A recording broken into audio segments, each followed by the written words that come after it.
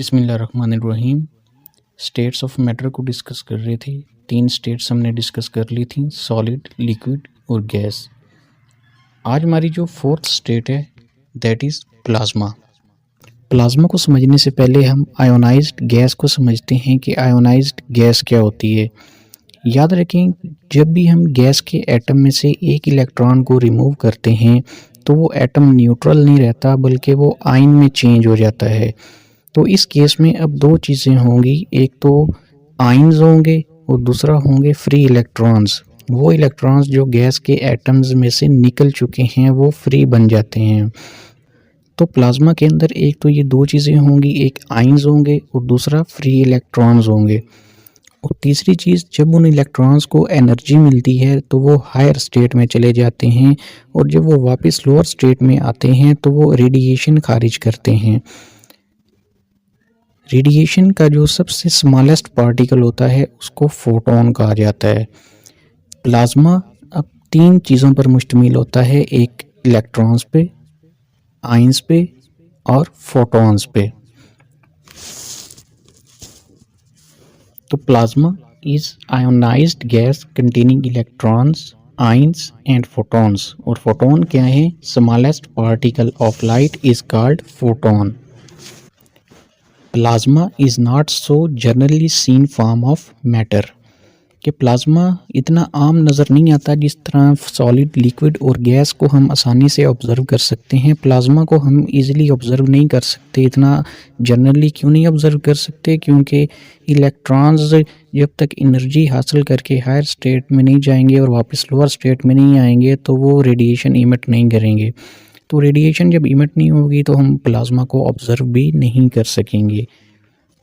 यही वजह है कि जिस तरह बाकी 3 मैटर की स्टेट्स को हम जनरली देख सकते हैं, ऑब्ज़र्व कर सकते हैं, उस तरह जनरली हम प्लाज्मा को नहीं देख सकते।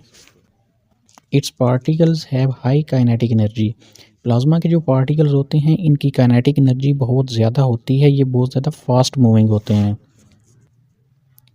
नेक्स्ट प्लाज्मा की एग्जांपल्स हैं। एक तो प्लाज्मा ट्यूबलाइट्स और एनर्जी सेवर्स के अंदर मौजूद होता है, और जो लाइटनिंग आर्क्स होती हैं, जब आसमानी बिजली चमकती है तो उसके अंदर भी प्लाज्मा मौजूद होता है। जितनी भी लाइट वाली चीज़ें होती हैं सब के अंदर प्लाज्मा मौजूद होता है। लाइटनिंग आर्क की तरह वेल्डिंग आर्क में भी प्लाज्मा मौजूद होता है। नेक्स्ट है इंटरमीडिएट स्टेट्स ऑफ मैटर। हमने मैटर की 3 स्टेट्स देखी हैं, सॉलिड, लिक्विड, गैस। कुछ स्टेट्स होती हैं जो इनके दरमियानी स्टेट्स होती हैं, उनको कहा जाता है इंटरमीडिएट स्टेट्स ऑफ मैटर, जैसे कि लिक्विड मीट्स गैस। इसकी एग्जांपल है सुपर क्रिटिकल फ्लूइड्स। और दूसरी है लिक्विड मीट्स सॉलिड, इसकी एग्जांपल है लिक्विड क्रिस्टल। अब हम इन दोनों की डिटेल्स को देखेंगे। सबसे पहली है लिक्विड मीट्स गैस। हमें पता है कि गैस के मॉलिक्यूल्स दूर दूर होते हैं और जब हम उन मॉलिक्यूल्स को कंप्रेस करके एक दूसरे के करीब लेके आते हैं तो उनके अंदर इंटरमॉलिक्यूलर फोर्सेस स्ट्रांग होना शुरू हो जाती हैं और वो लिक्विड की तरह बिहेव करने लगते हैं। अब वो गैस लिक्विड बन नहीं जाती लेकिन लिक्विड की तरह वो बिहेव करती है। मैटर की इस स्टेट को कहते हैं लिक्विड मीट्स गैस। कि गैस है वो लिक्विड की तरह बिहेव करना स्टार्ट हो जाती है। इसकी एग्जांपल है super critical fluid. Super critical fluids क्या चीज़ होते हैं? Super critical fluids are highly compressed state of matter. कि ये मैटर की हाईली कंप्रेस्ड स्टेट है which show both properties of liquid and gas, जो कि दोनों प्रॉपर्टीज शो करती है, लिक्विड की भी और गैस की भी। बहुत सारे ऐसे रिएक्शंस जो हम आम सॉल्वेंट्स के अंदर नहीं परफॉर्म कर सकते, वो वाले reactions super critical carbon dioxide में मुमकिन है कि वो हो जाएं। केमिकल रिएक्शंस विच में not be carried out in conventional solvents. ऐसे केमिकल रिएक्शंस जो आम सॉल्वेंट्स के अंदर नहीं होते में possibly be carried out in super critical carbon dioxide. तो चांसेस हैं कि वो सुपर क्रिटिकल कार्बन डाइऑक्साइड के अंदर हम वो रिएक्शन कैरी करवा सकते हैं। नेक्स्ट है लिक्विड मीट्स सॉलिड। इसमें हम लिक्विड को इतना कंप्रेस कर देते हैं कि लिक्विड के मॉलिक्यूल्स मज़ीद एक दूसरे के बहुत ज़्यादा करीब आ जाते हैं और उनके अंदर इंटरमॉलिक्यूलर फोर्सेस इंतहाई स्ट्रॉन्ग हो जाती हैं, जैसा कि सॉलिड्स के अंदर इंटरमॉलिक्यूलर फोर्सेस स्ट्रॉन्ग होती हैं।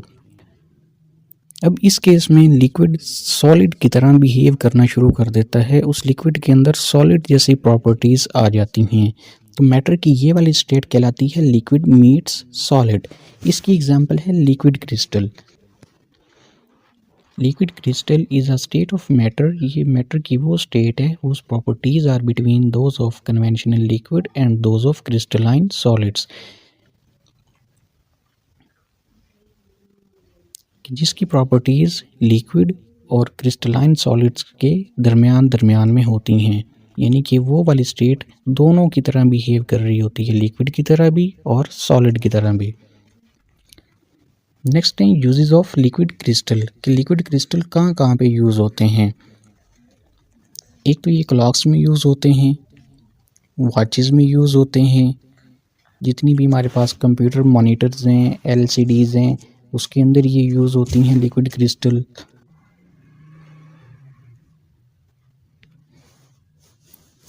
और इसके साथ साथ ही नेविगेशन सिस्टम, इसके अंदर भी लिक्विड क्रिस्टल का यूज़ होता है। नेविगेशन सिस्टम ये ज़्यादातर लगा हुआ होता है एरोप्लेन्स के अंदर, जो कि रूट बताता है कि इस रूट को इस्तेमाल करते हुए आपने अपनी मतलूबा डेस्टिनेशन तक, अपनी मंजिल तक पहुंचना है। वैसे नेविगेशन सिस्टम आजकल मोबाइल्स में भी है, गूगल मैप्स की सूरत में, जिसको यूज़ करते हुए हम अपनी मतलूबा मंजिल तक पहुंच सकते हैं और अपनी मौजूदा लोकेशन भी चेक कर सकते हैं। ग्रेफीन, जिस तरह डायमंड कार्बन की एक शक्ल है, ग्रेफाइट भी कार्बन की एक शक्ल है, सेम एज ग्रेफीन भी कार्बन की एक शक्ल है और ये 2 डायमेंशनल है। 2 डायमेंशनल ऐसी स्ट्रक्चर होती है जिसको हम बआसानी पेपर के ऊपर ड्रा कर सकते हैं। 3 डायमेंशनल ऐसी स्ट्रक्चर्स होती हैं जिनको हम पेपर पे ड्रा नहीं कर सकते।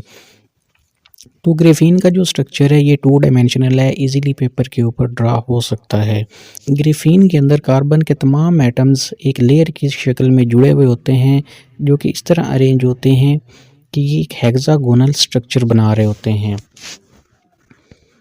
तो ग्रेफीन क्या है? It is a 2 dimensional crystal, a single layer of carbon atoms arranged in hexagonal pattern. ये आपके सामने ग्रेफीन का स्ट्रक्चर है, जिसमें तमाम के तमाम कार्बन एटम हेक्सागोनल फॉर्म में एक दूसरे के साथ जुड़े हुए हैं।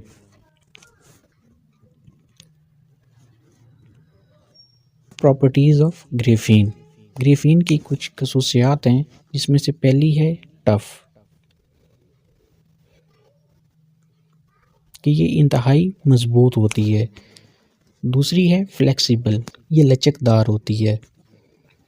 तीसरी है लाइट मटेरियल, बिल्कुल लाइट वेट होती है ये। एंड हाई रेजिस्टेंस, ये हाई रेजिस्टेंस स्ट्रेस के लिहाज से शो करती है कि इसके ऊपर आप जितनी मर्जी स्ट्रेस अप्लाई करें, ये आसानी से अपनी शक्ल चेंज नहीं करती, बहुत ज़्यादा मजबूत मटेरियल है। नेक्स्ट है exotic state of matter. Matter की एग्जॉटिक स्टेट्स ऐसी स्टेट्स हैं जो अभी तक हमारे सामने नहीं आई। वैसे ये मैटर की आइडियल स्टेट्स हैं, अभी तक हमारा इनसे सामना नहीं हुआ, ये अभी तक पोशीदा हैं, लेकिन ये एग्जिस्ट करती हैं। मैटर की ऐसी स्टेट्स जिनसे हमारा अभी तक सामना नहीं हुआ, मैटर की उन स्टेट्स को कहते हैं exotic states of matter. States of matter that are not commonly encountered are called exotic states of matter। Encountered का मतलब होता है सामना होना, यानी कि मैटर की इन स्टेट से अभी तक हमारा कोई सामना नहीं हुआ, ये जस्ट आइडियली एग्जिस्ट करती हैं। इनकी एग्जांपल्स में आ जाती हैं dark matter, Bose Einstein condensate, nuclear matter, quantum spin liquid and many others. तो अब तक के लिए इतना ही। अगर कोई क्वेश्चन हो तो आप कमेंट सेक्शन में पूछ सकते हैं और काइंडली चैनल को सब्सक्राइब कर दें और बेल आइकन को प्रेस कर दें ताकि हमारी आने वाली हर वीडियो आप तक बआसानी पहुंच सके। Thank you. अल्लाह हाफिज़।